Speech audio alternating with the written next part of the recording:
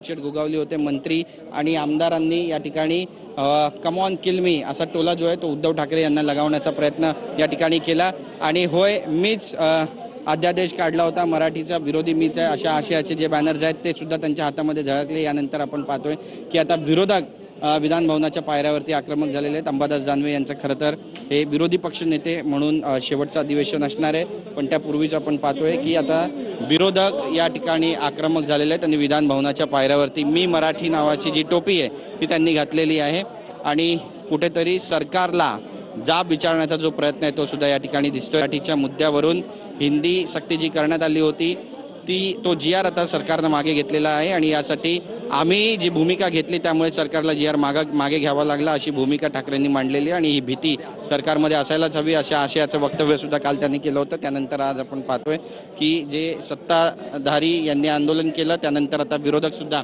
विधान भवनाच्या पायऱ्यावरती आक्रमक होताना पाहायला मिळतात। एकंदरीतच मराठी भाषेच्या मुद्द्यावरून हिंदी भाषेच्या सक्तीवरून पहिला दिवस अधिवेशनामध्ये गाजताना पाहायला मिळतोय। कॅमेरा पर्सन योगेश गुरवचा गिरीश गायकवाड, TV9 मराठी, मुंबई।